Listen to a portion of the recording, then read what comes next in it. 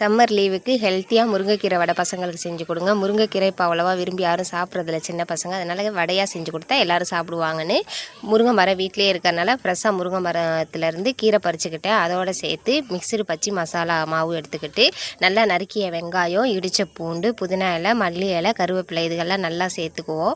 கொஞ்சம் பச்சை மிளகாவும் சேர்த்துக்கங்க. அது கூட சேர்த்து கொஞ்சம் பெருங்காயத்தூள், ஜீரகத்தூள் இதெல்லாம் சேர்த்து நல்லா பிசைஞ்சு விடுவோம். மாவு வந்து ஓரளவுக்கு கொலன்னு வர்ற அளவுக்கு சேருங்க. உதிரி உதிரியாக வந்துடக்கூடாது. நல்லா உருண்டை பிடிச்சி பாருங்கள். கொலன்னு வந்துருச்சு அப்படின்னு சொன்னால் ஓகே. அது வந்து தட்டில் பிடிச்சி வச்சுக்கலாம். சின்ன உருண்டையாக பிடிங்க, பெரிய உருண்டை வேண்டாம். ஏன்னா இது வேகிறதுக்கு ரொம்ப டைம் ஆகும். அதனால் சிறுசாக போட்டிங்கன்னா உள்ள வரைக்கும் நல்லா வெந்துடும். இப்போ வந்து சட்டியில் எண்ணெயை ஊற்றி நல்லா காஞ்சதுக்கப்புறம் உருண்டையை ஃபுல்லாக ஒவ்வொன்றா எடுத்து போடுங்க. நல்லா பொன்னிறமாக வேகட்டும். வெந்ததுக்கப்புறம் பசங்களுக்கு எடுத்து கொடுத்தீங்கன்னா ஹெல்த்தியாகவும் இருக்கும், ஆரோக்கியமாகவும் இருக்கும்.